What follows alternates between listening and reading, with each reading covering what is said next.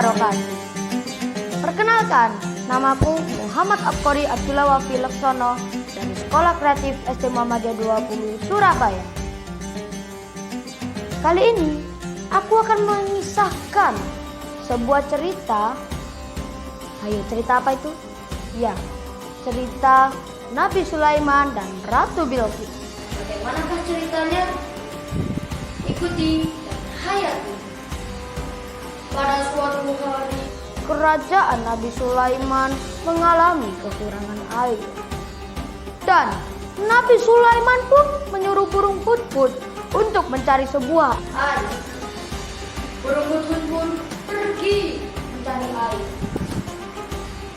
Akhirnya, berhari-hari kemudian, Nabi Sulaiman mengadakan rapat besar-besaran, yang dimana rapat itu berisikan manusia, hewan, dan jin.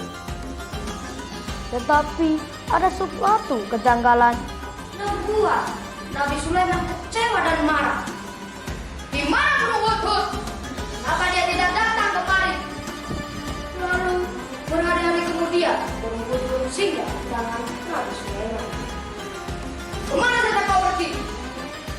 Apakah kau telah mendapatkan airnya? Burung hudhud menjawab, "Tidak, ya Raja Sulaiman, maafkan aku. Tapi aku menemukan suatu kerajaan yang dipimpin oleh seorang ratu. Ratu itu bernama Bilqis. Tapi dia tidak menyembah Allah Subhanahu wa Ta'ala, tapi menyembah matahari." Baiklah, kirimi dia surat. Akhirnya Nabi Sulaiman memberikan surat itu ke burung hudhud.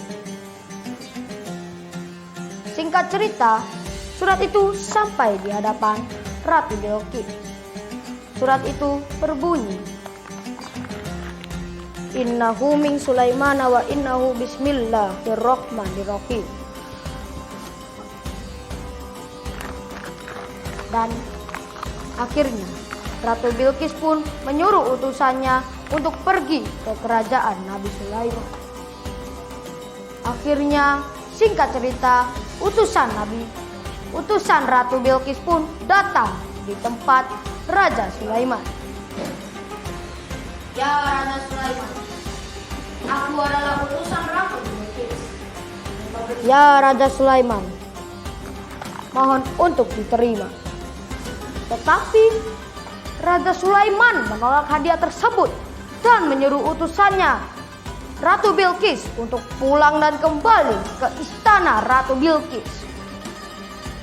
Singkat cerita, utusan Ratu Bilqis pun tiba di istana Ratu Bilqis.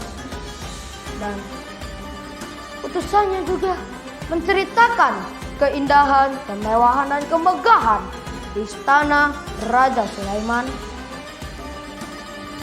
"Ya Paduka, Ratu Bilqis, aku telah sampai. Aku ingin membawakan pengalamanku ke Anda. Di mana ada suatu kemewahan, kemegahan, dan keindahan di kerajaan Nabi Sulaiman. Yang dimana temboknya terbuat dari besi, atapnya terbuat dari emas, dan ukirannya serta lukisannya terbuat dari besi, berlian, dan emas." Betapa terkejutnya Ratu Bilqis mendengar hal itu. Dan Ratu Bilqis memutuskan untuk datang ke kesendirian. Dan Nabi Sulaiman yang mendengar hal itu akhirnya menyuruh pasukannya untuk berkumpul. "Wahai pasukan, dari mana ya kalian bisa memindahkan singgasana Ratu Bilqis ke singgasanaku?" Lalu jin ifrit mengacungkan tangan sambil ketakutan. "Ya Raja Sulaiman, aku sanggup memindahkan singgasana tersebut sebelum engkau berdiri dari tempatmu."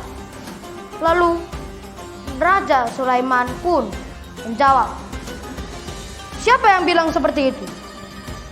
Dan jin ifrit menjawab, "Aku jin ifrit, ya Raja Sulaiman. Namun ada sesuatu yang lebih cepat daripada aku, yaitu seorang manusia yang beriman. Dia lebih cepat dariku, sedangkan aku lebih lambat daripada seorang manusia yang beriman tersebut. Akhirnya Ratu Bilqis pun sampai di kerajaan Nabi Sulaiman. Dan betapa terkejutnya dia, singgasananya ada di samping singgasana Nabi Sulaiman. Dan dia juga sangat terkejut bahwa yang diinjaknya itu dikira air, ternyata lantai kaca. Apakah ini air? Dan Raja Sulaiman pun berbicara seperti ini. Tidak, itu bukanlah air, tetapi itu adalah lantai kaca. Dan di bawah lantai kaca tersebut adalah kolam ikan. Lalu Ratu Bilqis pun tersipu malu sekali. Dan akhirnya Ratu Bilqis memeluk agama Islam dan menikah dengan Raja Sulaiman. Kata-kata bijak yang ada di sini adalah orang cerdas dan taat kepada Allah Subhanahu wa taala akan diberikan anugerah yang sangat luar biasa.